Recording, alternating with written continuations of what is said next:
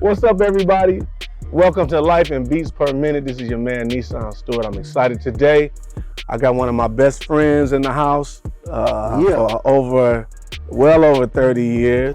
Oh, 35 years, just oh, about. yeah. A little over 35 years, man. Super producer to the stars, great father, great pastor, great husband, great leader. Warryn Campbell What up, man? is in the building. What's up, man? Thank you for coming, man. BPM, brother. Yeah, man. We here, man. I thought it would be a good thing to just talk with you. So much is going on in your lives. You've done so much. You've had arguably one of the longest runs as a music producer.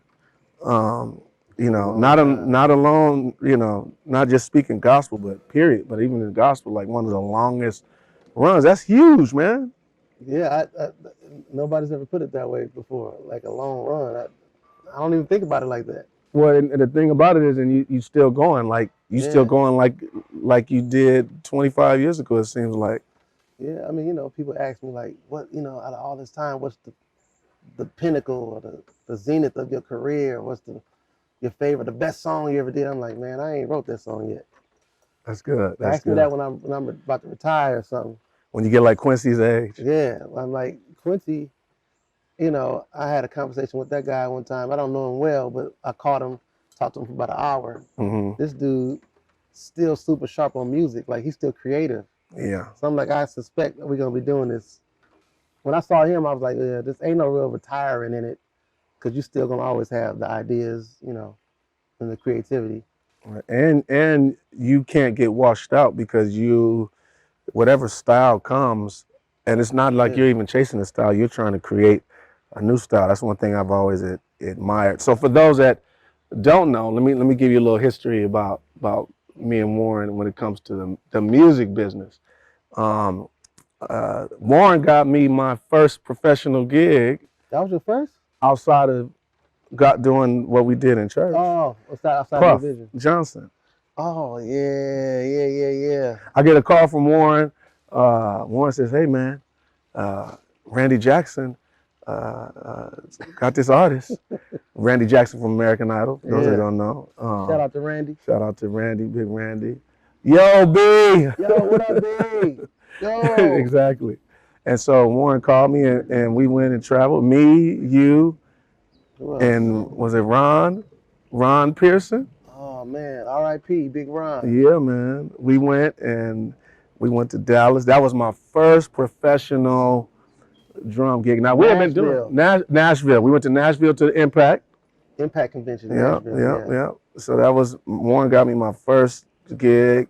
Warryn was really the first one to start doing everything. So as out of our crew, as producers and everything. And then, we worked as young kids. But I'm going to take y'all back to the beginning. Because I remember the first time I saw Warryn. I didn't even meet Warryn. Basketball. We was probably like in the, you graduated in 92? Or no, I graduated in 93. Okay, so I was probably like in the 6th grade. He was probably in the 5th grade or somewhere in there. Somewhere in there, yeah. Or I was going to a school in Inglewood called Good Shepherd Lutheran School. And I went to Faith Lutheran. He went to Faith Lutheran, and they both in Inglewood. Faith Lutheran, Yes, Inglewood. Yeah. And so we're there, and I just remember it was this guy that was playing basketball. He was real dark, and he had some big old calves. And I didn't even know that. I remember. It's funny that I remember that. I want to say y'all uniforms were blue. Yeah, they was blue. Yeah, see, that's all I know. I got the image in my head. We was green, Yeah, green and yellow. Yep. Green and yellow. And so and we was big. Yeah. You and Jason Blanchard. Me and Jay Blanchard. Yep. I remember coming down the lane and I ran. Either you or him, I ran into you. It was like boom, like hitting the brick wall. Oh man, that's my first encounter with Warryn. And then a few years later, we were back then churches used to have night service. Yeah. Sunday night service. And I remember Bishop Wright came over to Great Emmanuel Temple. I think it was no. It was Elder George Marcelli that came over and preached at Great Emmanuel on that Sunday and my night. dad came with him.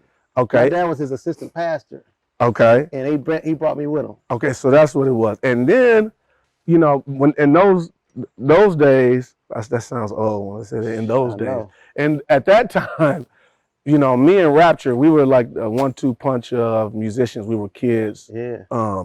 And we traveled with my father. We had a lot of other musicians, great jazz, Eric Cease. But at that time, I think me and Rap would do a lot of traveling with my dad. And then you came that Sunday night, and we was like, and back then, young musicians come, we like, let's see what they about. Yeah. And you got on the organ and was killing. And I think I from that remember day, that. we've been friends. We just hooked up. You know what it was for me? I only knew one other musician my age. Okay, who was that? His name was TJ McBride. He's a Okay, pastor TJ. in Atlanta now. Yeah. But me and TJ grew up together. I met TJ when I was 3. Okay. And we would run our little convention. We had this little convention we did twice a year with our churches. Uh-huh. And we were the musicians. He a year old. He's the same age as you. Okay. He's a year younger. I'm a year younger than him. And only other kid musician I knew was him. He lived in the Bay in San Francisco. Right. So when I got to y'all church and we went that night, I never forget because Jamie was with me. Jamie Campbell? Jamie Campbell was there. Shout out to Jamie, Big LA homie. legend. What up, James? So we sitting there, and we walked in the church, and he had been there before, and I hadn't. I probably had, but I was little and didn't remember, Mm-hmm. Because I remember your dad would come to our church in King's Chapel, Yeah. Elder Wright's church. Mm-hmm. When I was little, he was like, and I would be sitting on the drums. He was like super tall because the drum is right here, but the podium was like right next to it. Like I'm like, man, this dude is like, he look like a giant to me. Right. So we get to the church, and I see a bunch of young kids playing. I was like, dang, this kid's playing. I seen Raptor killing the drums. You was playing trombone. Oh yeah. You was playing trombone. Mm-hmm. And then Raptor got up and got on the organ and started playing, and you started playing drums. I was like, what in the heck? This is crazy. And I seen Buster was playing. Your brother playing the trumpet. They had like a horn section, like a whole. We had some seats, See? jazz. Yeah. It was E. O'Neill. Joy would play, all the guys, all the goblins, All the as goblins, we would right. call ourselves. But So I remember I was at that point. I'm 11 or 12, and they asked my dad to get. My dad got up and did something. I got on the organ, and they started having an offering. I never forget. I played. There's a song. There was a group called The Corporation, and they would go around singing this song. The Corporation, the leader of the group, his name was Tony Wilkins. Yep. Tony Wilkins is a legend in L.A. They wrote a song called "Only What You Do for Christ Will Last." Right? I got on. And I started playing that song, and I heard some little jazz licks. I remember Rapture going, "Oh!" I was like, "Oh shoot, I got something! I got something." But I never forget. After that, we just kind of was like inseparable. I didn't have no other friends in LA that was musicians. Yeah. And that was like, we became crew from that. Like that point on, it was just. And the funny part about it is, my dad would not let us go nowhere. He didn't let us go nowhere to play for nobody, with nobody. It wasn't until we met you, we were able to go. I think when Souls of Zion was together, he let us. He let us go travel and play with y'all sometimes, and that was good. That's the beginning. I always like to think back to those days because sometimes time goes by so fast. We wonder how it all started. It flew by quick. Yeah, man. So what got you into wanting to be a songwriter and producer? Really, when I was a little kid, I loved songs, like, song ideas. I would hear a song like the Winans had a song called Finders Keepers. And I was intrigued by how he would take something that we said as little kids, finders, keepers, losers, weepers, and he turned the whole song and, made a whole song out of that. And the song was beautiful. I thought that was interesting. So I would listen to those Winans songs and try to figure out how that worked.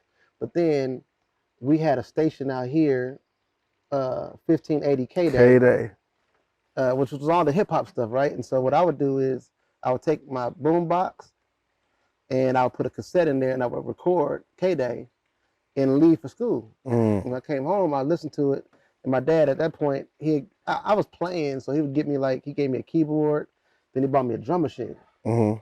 It was a Yamaha RX-17 drum I machine. remember that. And I was like, I would listen to, the tape back from, earlier that day, all the K-Day stuff, and I'd try to mimic it. Mm-hmm. I didn't know I was producing or songwriting. I just, was trying to mimic what I heard on the radio, and that turned into me doing stuff, my own beats. Mm. So I'd do the beat, and then I would record it into the boombox. Mm. And I'd just be playing it. I'd be playing for people at school, and people would be rapping to it. We played in the bathroom and put the boombox in the corner of the bathroom so it echo, Mm-hmm. and everybody be rapping to it. It would just be a drum beat, no music or nothing. Like, how you do that beat? And I come back the next day with another one, stuff like that. And I saw the reaction came with a new beat. When I came and did Suck MCs, I mimicked the same beat. I said, I did the Suck MCs beat and played it. They was like, oh, or like LL Cool J came out with Rock the Bells. I did that beat and brought it in, and they could rap over it. It's that kind of stuff. And so that was like a first, kind of like a comedian. Eddie Murphy said one time, this is when he knew he was funny. He was on the bus, and as people were getting off the bus, he would like make sound effects and mimic what they would sound like as they were getting off the bus. Mm-hmm. He said he kept doing it. People were laughing. He said he realized he can make people laugh. In that moment, I realized I can make people dance. Okay. I can make people go like, oh, I like that music. And that's what gave me the first, my interest in really wanting to do it for real. I didn't even know what it was though. I just like doing it. I didn't know if it was songwriting or nothing like that. That's dope. Small beginnings turn into, Yeah. I always think back to when it comes to just professional gig, and I remember when Tupac, when he came to Death Row. Yeah. And you guys did the live. You and Corny and D-Loc. Shout out to D-Loc, one of my inspirations DLOC. for how I play the drums. Y'all was killing, and we would see y'all on TV, and I'd be like, Dad, Warren's on TV. Look, Warren's on TV.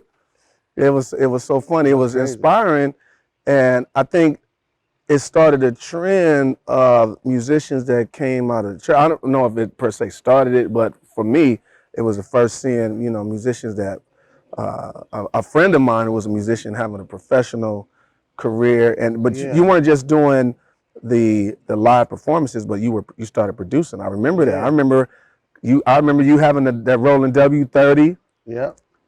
Playing beats. I still got it. You still got it? I still got it. I remember all of those days, and then seeing you do it, and then seeing Rapture do it, and I was like, and rapping C's, I was like, you know what? I want to try. I want to give it a shot. It wasn't until I got into. It wasn't a shot. Well, it was like, well, the thing was, I didn't know that you cannot be a keyboard player, a piano player. Oh yeah. And really, really be creative until I went.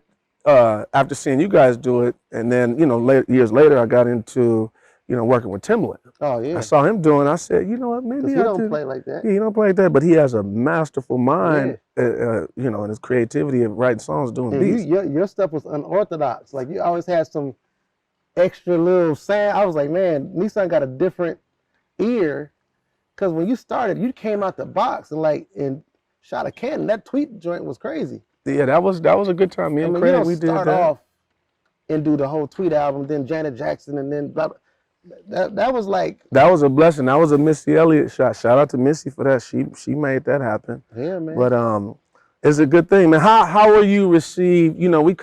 We're parallel, both pastors' kids. Yeah. Both come out of churches that are, holiness church. The same theology, same group, the same doctrine too. And then you start professionally doing music. How were you received, and how did you feel? Well, I was gonna go back to what you were saying earlier. You said I don't know if we started it or not, as far as church musicians crossing over and doing secular music professionally. I don't think we started it. Right. But I think we made it okay for other people to do it. So there were pockets, because you have Billy Preston. You played at church. True. He was playing with the Beatles and the Rolling Stones, but it was like one guy. we came in as a gang. Mm-hmm.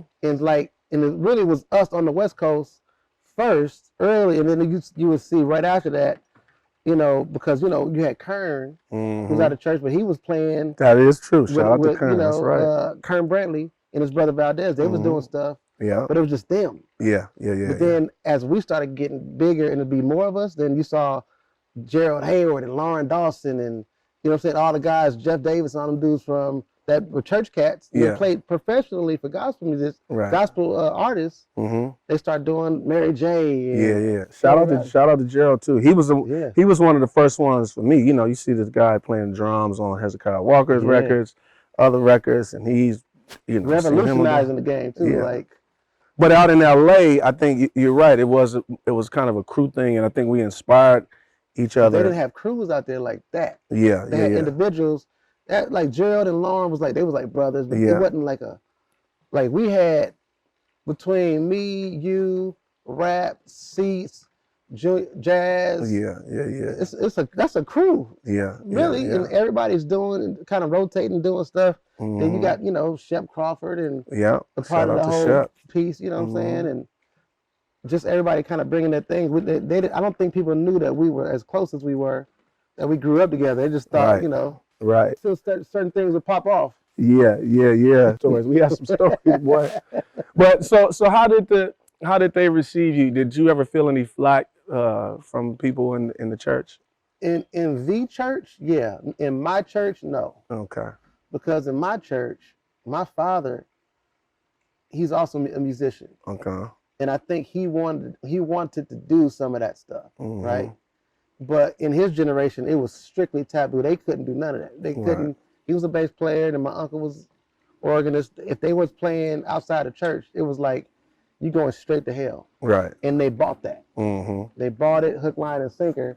Our generation didn't buy it. We didn't buy that. I'm like, hell no. I sure didn't buy Hell no. Right, so, right. I never forget, I met Skeeter, Mario Winans. Yeah, shout out to Rio.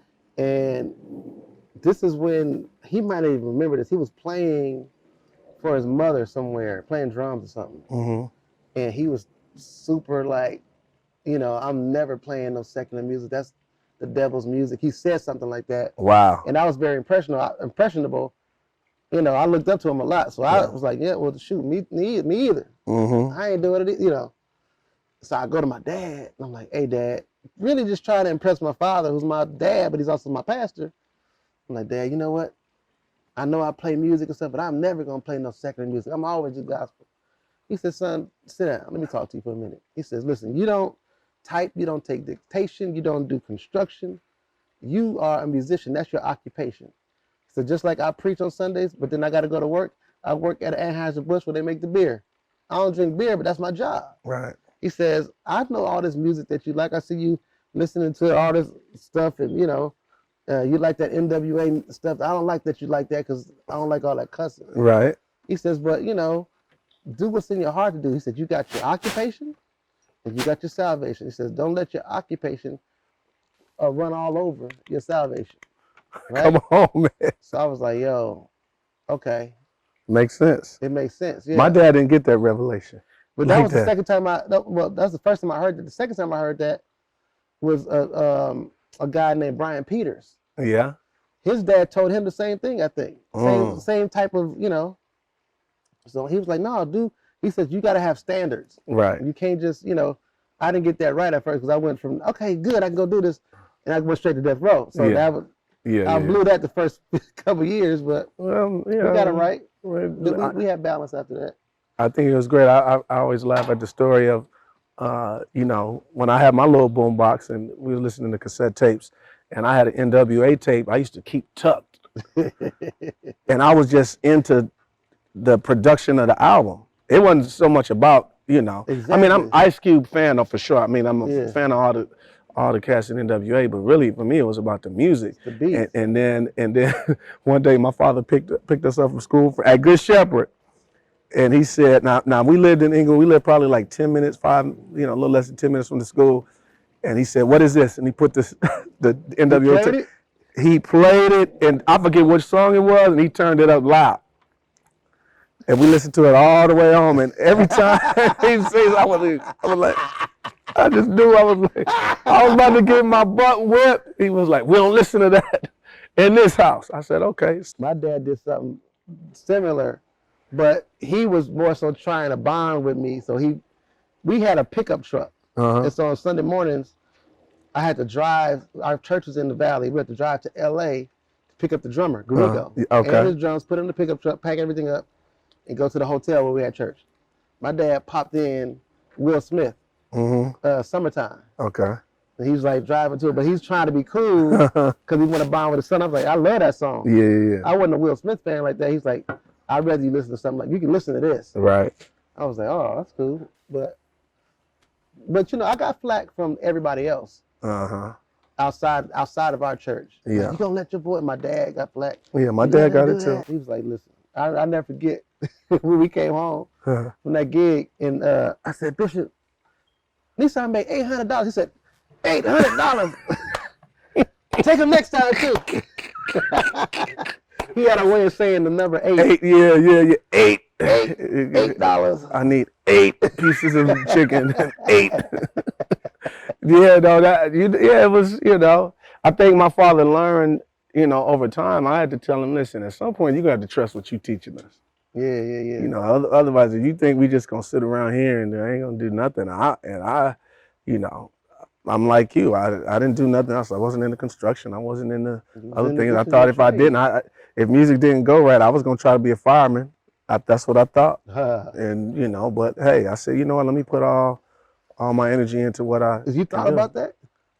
Did I think about that? You thought about like, if music don't go right, I'm gonna do this. I did think that I would do that because I thought fireman had a cool job.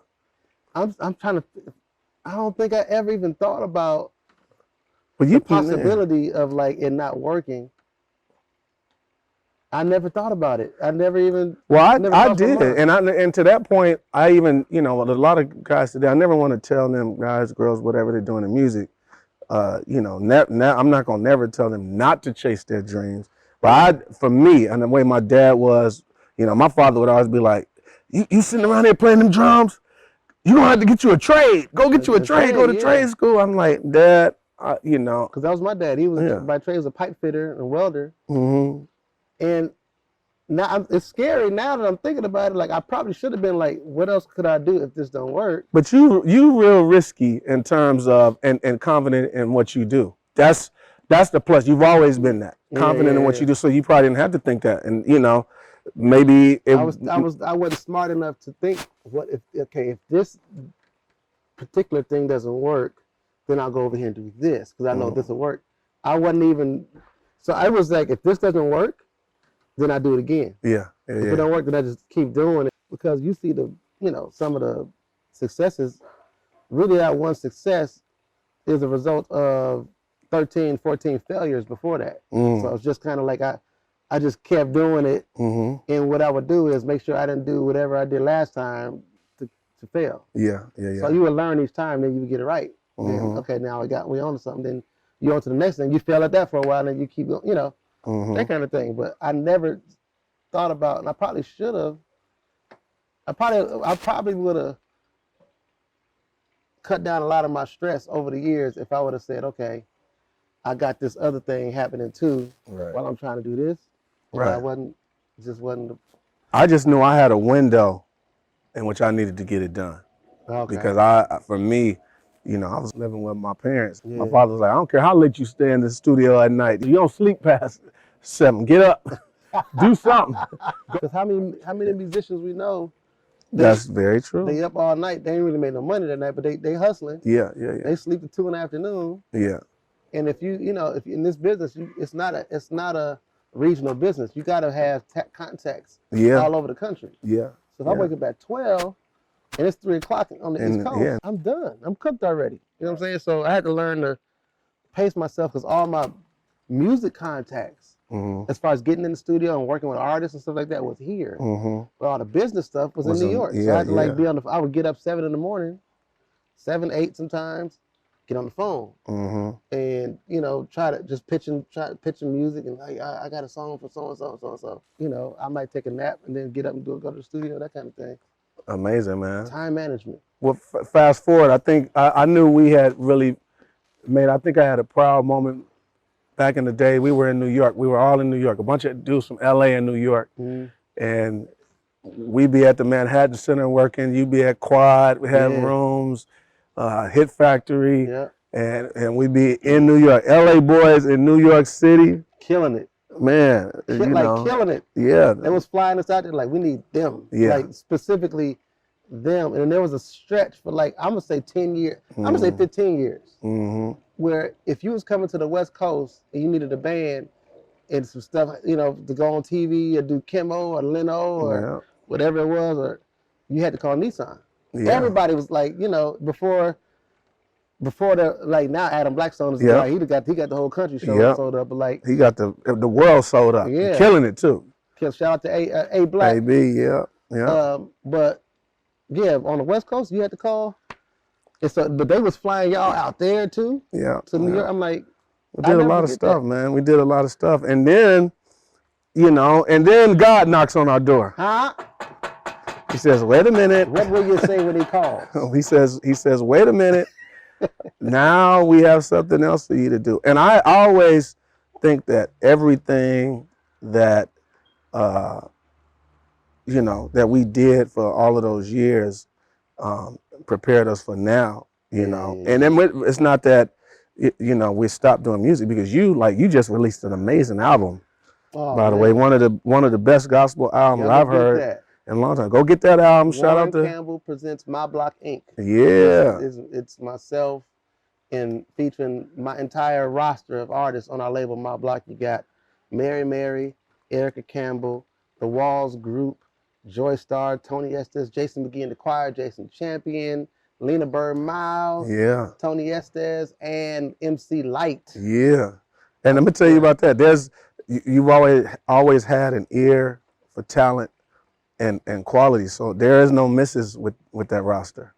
All of them are fire. They got down, man. Yeah, all of them are fire. All of them, they killing. Yeah. So tell us about that. Let's talk about that for a second. What are you doing now with the label, with My Block? So basically, My Block is basically a home. It's like a safe haven. Because the reason why I even call my label My Block is because where I live, and I grew up on a street called 52nd in Normandy. Those are the cross streets. Very, you know, typical LA, South Central neighborhood, a lot of gangs, drugs, crack, stuff happening all around.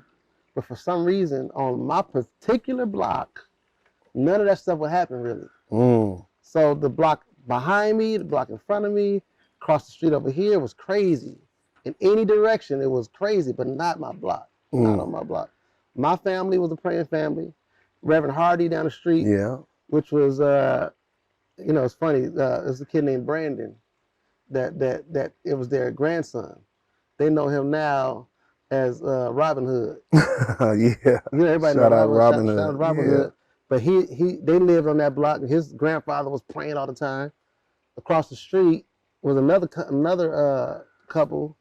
I don't know if they was Jamaican or not. They was always praying. You can hear them. We were playing football in the street. They be getting there praying. So on my block, we were safe from everything. Wow. Nothing ever happened on my block. So I took that and said, okay, listen, on my block, on this label, everything that happened to you, because we have a lot of artists. We've worked with artists that really were disenfranchised from the music business, like a Music Soul Child and a Kelly Price, where they hadn't done albums in like 7-8 years. And basically, sometimes the music industry is cold. You got somebody who's, I mean, a fire. I'm talking like a killer. And the music industry says, nah, we don't want you no more. I'm like, nah, come here, come to my block. And we're gonna sell another 100,000, another 200,000. You know what I'm saying? And so I look at it as a safe place for creatives, not just music, but you know, we have, you know, artists that are doing visual arts and some screenwriters and, you know, people that are directing and things of that nature as well.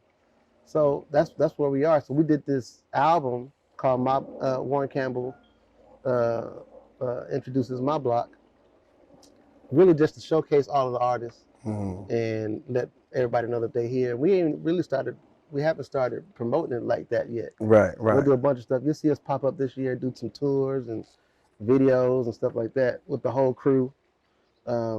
We just did the Carol Winds. We took the whole crew to North Carolina Right, and right. did the amusement park out there. I heard it was amazing It too. was crazy. We just did Taste the Soul here. Stevie Wonder gave us our own stage, Wow. and we rocked. Like I'm talking like, first of all, everybody was amazing. Them Walls group, the Walls group is like, you know, remember Jackson 5? Yeah, Michael Jackson and then the rest of them. This group is like 4 Michael Jacksons. Right. They just all like, you know, it's not even fair. Really. My kids love the song. They, love singing all their records. I mean, it's good to see it. Sometimes I feel old listening to, these young, new superstars because, we look at them and then we're proud of what they're doing, happy for them. So they, you did a great thing by signing them. No, they saved my life in the sense of, I didn't think there was much out here left. Yeah. In terms of like viable, great artists that really got it, that really were musical, that really knew what they were doing. Seemed like everybody's just looking up, a bunch of flukes and a lot of celebrated mediocrity. Nothing intentional by the way of like, I'm killing you on this song and I meant to do it. You know what I'm saying? Right. But like when you was working with Puff, he come out with a joint. He meant to kill you with that. That was on purpose. Every intention to kill. And because he meant to do it and he did it, that meant what? He could do it again. Right. And again, he just wouldn't stop. As a matter of fact, he would say, "Can't stop, won't stop." Right. Because he just had the formula. Quincy Jones had the formula. Michael Jackson had the formula. Prince had their formula. They knew how to kill you on purpose. Yeah. We're in a generation now, which I feel like, we got to start teaching them. And a shout out to like people like Rance and 1500 and James Fauntleroy, because they're teaching the young kids how to be intentional with what they're doing. Like, no, you need to be able to do this on purpose. And I think some people think that there's something wrong with that. I mean, even in the gospel market, I feel that you should carry some of that same, That's swag. That you got to have an intent. Just not just write a song, be like, oh, I just wrote a song. I just put a little song out. I'm like, and it's gonna come out just like that because, you got to have an intent. Whether it's helping people, that's how I feel about the Soul Seekers. Yes. When we get up, let's go. Like, let's go for real. Did God come out and halfway, I don't know, make the moon and the stars? I think no. Look at how He made the world. Right. In freaking amazing showmanship fashion. It was like the greatest show ever. Like Michael Jackson couldn't put on a show like Let There Be Light. Bam! Yeah. Man, that's like pyro. You know what I'm saying? Yeah. Stars. You know what I'm saying? Animals, men, black. He was putting on a show. Yeah, yeah. He's the God of all what? Creation. Yeah. And we just like him. So my thing is, if I can't shine for God, what I need to be a star for? That's right. You know what I'm saying? Like, I gotta shine, not for me, for him. He the one that's giving. He put the batteries in my back to do it. Right. So I can't make him look bad by giving them some mediocre music and halfway doing this and like, no, I'm coming. We coming to do this for real, for real. That's right. I mean, so shout out to all the young producers, songwriters, moguls. Listen, be intentional about what you're doing. Don't play with it. Because you're gonna get washed up. It's a lot of talent out here. It's kind of like with sports. I was listening to All the Smoke with Steven Jackson and Matt Barnes. Shout out to them, amazing podcast. And they had Kevin Garnett on there, and he was saying that when he got to the league, he was idolizing. I think it was Chris Webber. Chris would do a move, turn around, and dunk on him. He said he was in awe. He said one of the guys on his teammates came in. He slapped the fan out of him. Pah! No, you don't. Come here. We come here to ball. We come here to win. Too. Yes, you in there too. My dad used to do that to me. Like, I'm like, oh, this so-and-so producer is amazing. He was like, so what? Yeah. Like, you just as good as them. He hates. My dad don't like when I give praise or props to another person. Like, he be like, that's fine. It's okay to admire, but like, you good, you just as good as him, and you better than, you know, he was always. Because he's Team Warryn. Yeah, he has that, he wanted me to have that edge of competition. Yeah. He instilled that in me. Yeah. And it's bad because my son got it now. Mm-hmm. Everything is competition. Like food. I finish my food first That's for everybody. That's little Nisan too. He the same That's way. why little Nisan dunking on everybody. He gonna be soon. At 10. Yeah, he almost there. That's amazing, man. Okay, so who were some of your favorite producers, or who was some of your all time? Who's your top 5 producers of all times? All times, Quincy Jones, Arif Mardin, okay, DJ Quick, yes, Dr. Dre, Teddy Riley, and I got a 6. I got to throw 6, and I got to throw Battle Cat in there. So you got top to bottom in terms of orchestration. You know, Quincy Jones writes from piccolos to double bass on site. Yeah. Without a piano in front of him. Exactly. Put the standard notation paper in front of him and let him just dream and go, oh, piccolos play this, bassoons, da da da da da da, and here y'all play that, and it'll be something that'll flip you inside out. Right. Arif Mardin, crazy older cat from Turkey, was producing wild like R&B stuff in the 60s for Atlantic, for Jerry Wexler and Ahmet Ertegun. But then in his 50s and 60s, he'd do something like I Feel For You for Shaka Khan, Shaka Khan, Shaka Khan. He's an old man at that time producing that. Quincy's in his 50s doing Thriller. Yeah. See what I'm saying? So I look to them because the longevity and their ability to adapt to the culture around them and then create and innovate and not wait for a young person to do it and steal from them. Right. So shout out to them and all the old guys that are, or older guys that are producing. Yeah. It's never an end time, unless you make it an end time. So shout out to them seeing about Quincy. Yeah. Who was just one of the most consistent producers. Like, I've never heard a bad Dre beat. Right. It may not have been for me, but it wasn't whack. It was it's never been whack one time. If he was, we didn't hear it, because everybody does whack records sometimes. But like, as far as what he lets the public hear and how he's very precious with his projects. I mean, think about it. Chronic comes out in '92. His next album don't come out until 2001.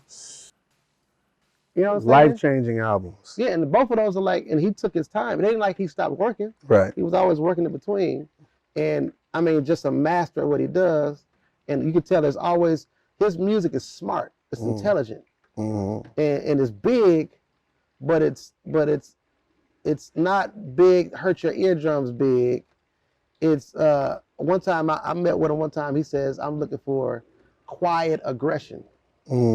And I was like, yo, that changed my mind about playing music so loud. I wanted to be aggressive, but sneaky aggressive. So change some of that stuff up. But then you got Quick, who's just a master at everything. This dude can take the SSL board or Neve board apart and put it back together again. Yeah. He's a real scientist. He's like innovated things that, now we could do with software. Yeah. That he was doing.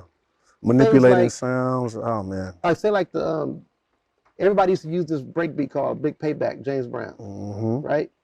This dude, the bass line is do do do do do do do. He took the bass line out. I'm like, how'd you take the bass line out? He said, yeah, I call this spectral phrase refracting. Quick ain't make it past the 10th grade, man. Man. Which lets you know, like, he's a genius. Yeah. Well-read, all that. He said, a spectral phrase refracting. I'm able to do this and do that and da-da-da. And I could take that out because and he showed me the process. I'm like, it's just an amazing thing to see. And I learned from those guys. And then Battle Cat comes from the dirt of LA and makes the dirt sound beautiful. He does real street music. Yeah. From the street. He takes the Bernie Worrell, Junie, all these keyboard players that play with Parliament Funkadelic Ohio players, and Roger Troutman, all that the Ohio stuff, mixes it with, the Bootsy and the LA and and comes up with this stuff that just makes any, like, I don't care who you are. You listen to a Battle Cat beat, you gotta move. It's all like, day. and it's consistent. You know Yeah, what I'm saying? So it slaps. those are my guys. That's a big list, man. Yeah. That's a huge list. Shout out to Teddy Riley. I can go into that too. Yeah. That's a whole. I was talking to my niece the other day, and she, you know, she grew up in church too. You know, she Kojic. She can listen to nothing. She just is, and she's an amazing singer. She's just now listened to the First Guy album. Just listen to the First Guy. Just listen to the first Faith Evans album. Classic records that, wow. like, Shout and out she, to Chucky Thompson. oh man, all of that crew, the Hitman, original Hitman crew, man, Yeah. the all-star team that Puff put together, man. Her mind is probably blown. It is. She was telling me, like, man, it's Teddy Riley, man. I'll just say a little bit. This dude, you know, how you have, like, you show up and you got like a handyman, and he show up to your house and you say, I need you to fix this. He'd be like, man, I don't have the tools for that. I gotta go back. I gotta come back. Teddy Riley is like the handyman that has, it's no tool he don't have. Right. So, case in point, I did Blackstreet's third album with Teddy. I produced one song on there with Teddy. I get there. This is still the 90s, mind you. Nobody's using Pro Tools. Pro Tools is not. I come to Virginia Beach with a bag with my discs in it and a box, a reel with the track. I had tracked it out onto a 2-inch reel. Teddy doesn't. He's like, a reel, man. We gotta find tape for you, and I need a drum machine. We had to drive around the city looking for a drum machine. He said, man, I ain't used drum machines in years. I said, what do you mean? Like, this is 1997, right? He's only using computers, and he has Pro Tools. It wasn't even called before Pro everybody, Tools yeah, before everybody. He was working. I was like, what is this? Like, he's always an innovator. He's gonna be always. He said, man, none of this stuff. I ain't used no drum machine in, I don't know, 10 years. Wow. You see what I'm saying? Like, just stuff like that. If you're gonna be in this thing, don't listen to what you hear on the radio and say, I want to do that. Right. Listen to the radio and say, I want to beat that. I want to do better than that. Yeah. I'll take that and I'll raise it. Yeah. You know what I'm saying? I'm gonna raise it, but I'm gonna take that, and when I get done with it, you ain't gonna want to listen to that no more. Right. Right. That's the goal. That's innovation. Yeah. You know, being innovative to the music space, man. I'm excited for where it's going. I'm excited about what you're doing. I always, you know, when you put out records, it's always something amazing. What do you think is next for the music industry in terms of sound? What do you think? I think we're gonna go back. You know, music is always cyclical, and I think you're gonna start hearing a whole lot of R&B now, like that 90s, 80s, 90s R&B. You're gonna hear a whole lot of it.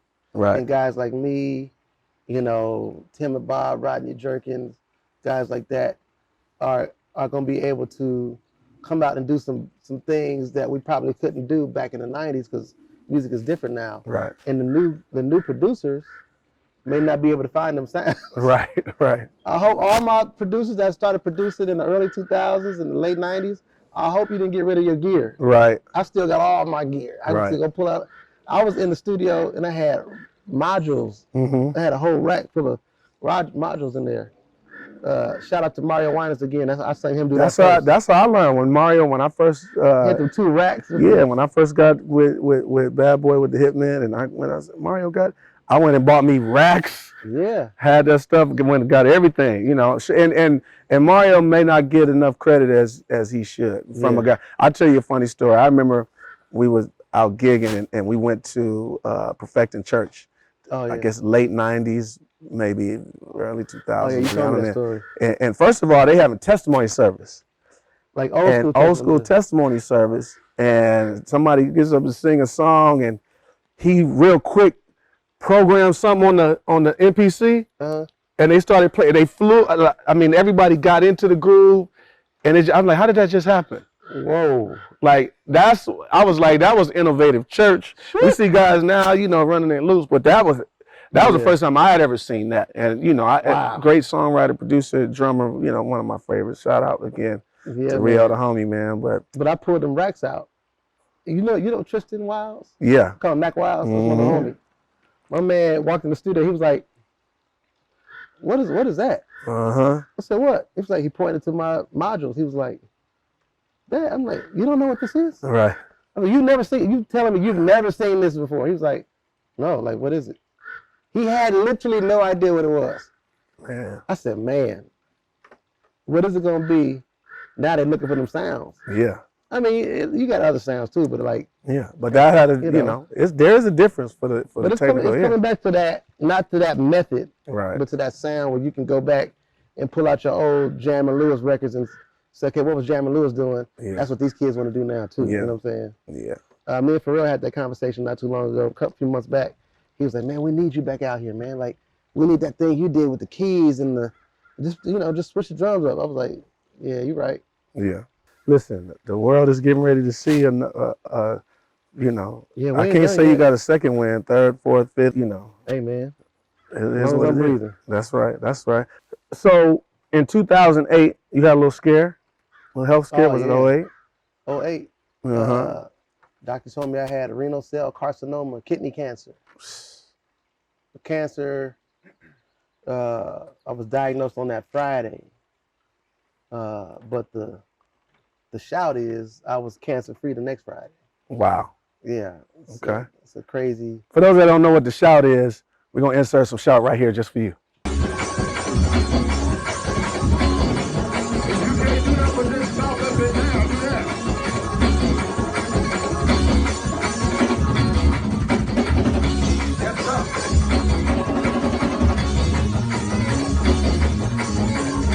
And now we're back.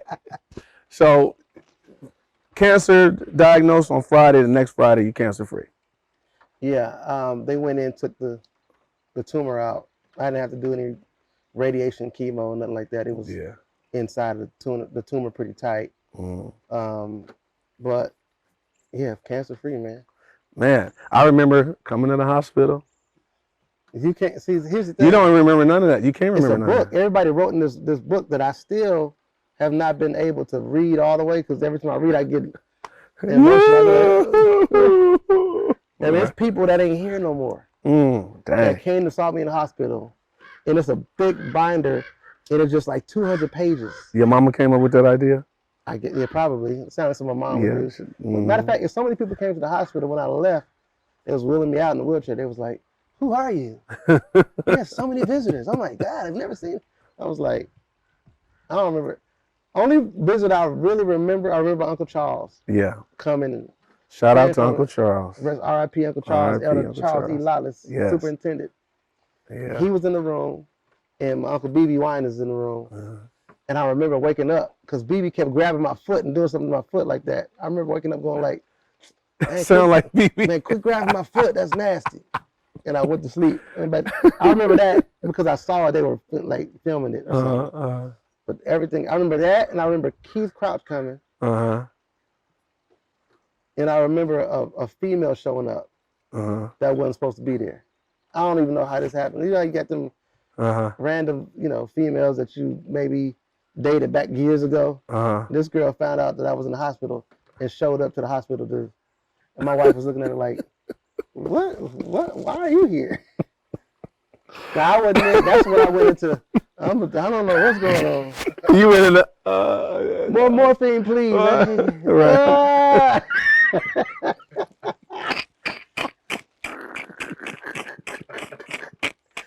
My neck, my back, my neck and neck.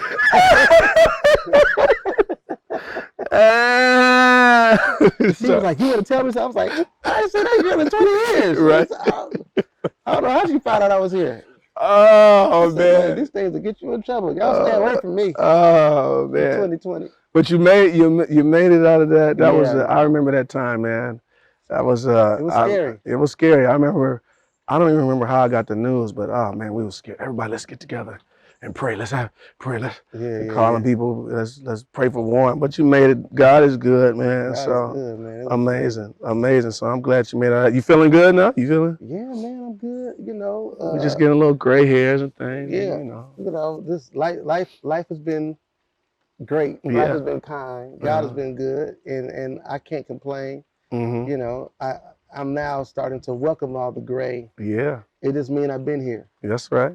You know what I'm saying? I've been here, and I know some things. This right here, when you see this on a guy like us, Mm-hmm. it just means he know better. Yeah. That's right. That's right. He know what he know better. He knows what he's doing. Right. Right. Or should know better. He should know. You better know better. That's right. Okay. Last thing I'm gonna do. I said top 5 producers, and for those that don't know, you and I are pastoring churches now, Yeah. leading people. God is. He the big brother church. We the little brother church. Oh man, we listen. Well, you a strong little brother church. Cali Worship Center is popping, man, and it's a great thing. And I know we just like we study musicians, producers.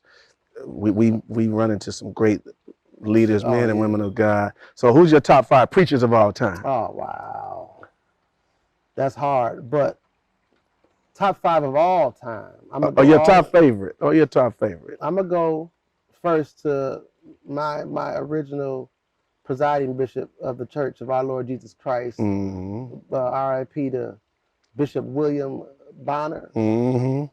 That man. He preached strong all the way to the end. Man. As an older man, he was strong. Communicator par excellence. You got to say shout out to my Bishop Kenneth Omer. Yes, sir.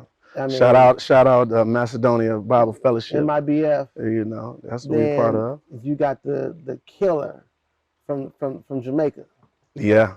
Bishop Noel Jones, man. What you gonna do with him? You can't outthink him. You can't out preach him. You can't out hoop him. You can't out philosophize him. You can't out theology him. He just, you know, he's always coming up with something. You know, I call him Bishop Perspective because he got the perspective of the everything. Idiosyncratic conceptualization of who God is. You must interpret. Right.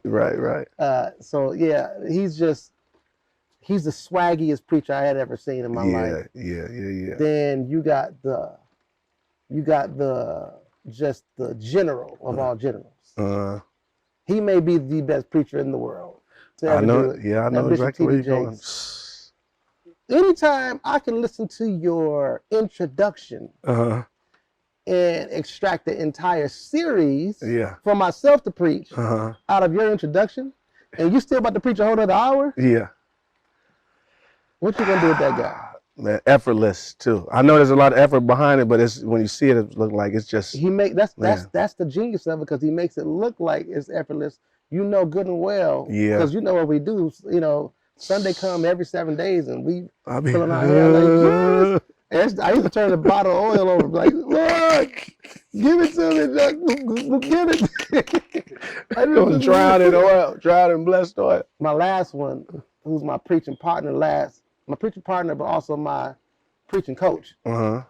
That's the Honorable Pastor Charles Jenkins. Oh yes, sir, Reverend Jenk. And there's a lot of other preachers in between there, but I'm gonna give it. Jenk is my guy, man. Like, he would have saved my life so many times. I said, Jenk, I gotta preach for this, blah blah blah blah blah. He'd be like, oh, but what you looking at? So I'm looking at, you know, 1 Kings, and then he's like, oh, well, you might want to go look at this scripture too, and that. You see what, and he'll just start breaking stuff down. I'm like, oh my God. Masterful. And I look to him as a pastor as well, just because of what he's done. He's walked in the shoes of giants and did it well. And I mean, Clay Evans, who was his predecessor, who he succeeded in ministry, he walked into them shoes and filled them and grew that church.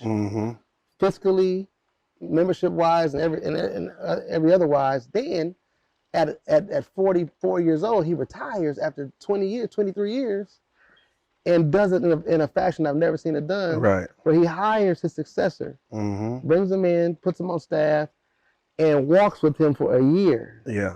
And turns it over to him, and this guy's flourishing now. I mean, a masterful succession plan. Yeah. I started looking. I've only been doing this 5 years. I'm looking for a successor now. Me too. Matter of fact, Wozy, my son, he says, so he said, Dad, we're going to the Guitar Center driving. He says, Dad, am I old enough to do a fast? I was like, yeah, I guess. You want to fast? He was like, I want to do a fast 1 day a week. I said, well, you know, the preachers fast on Tuesdays. That's when we fast. He says, okay, I want to do it on Tuesday. I said, okay. I said, well, what are you fasting for? Like, you're not going to eat any food? He said, no, I'm just going to drink water. I said, okay, so what is the fast about? What are you fasting for? He says, I just want to get closer to Jesus. Oh my God. And I said, all right, boy. And then he waited. I seen him looking at the window. Then he said, Dad, at what age will I take the church over? I said, you trying to push me out? He pushes you out early. He like, I'm gonna get closer to God. Man, God gonna have an arrangement. We gonna boot you on out the way early. I said, man, it don't work like that. This is not a family church. Yeah, You got to study to show yourself approved. I know Let's see what that's God right. said. Shoot, if Nisan said that to me, I'd be like, oh Lord, bless him. Thank you, Lord. That's so good. So good, man. Well, listen, man, we've given enough information We without could do giving this up. 17 more times and not touch Listen, no other subjects. man, and we got stories that when we you can't hear the real story till we get old and retired, and it won't matter at that time. But Right. at some point we'll get together and tell y'all some of the craziest things we've done around this world. And God kept us. God kept us. But thank you, man, for stopping through on man. Life and Beats Per Minute. That you shared your life with us, and it's the rhythm of life. You are bouncing to the groove that you create, and Yes, keep doing what you're doing, man. We're gonna be looking for what's next, and we hope to see y'all again. Make sure you pay attention to your Life and Beats Per Minute. Peace.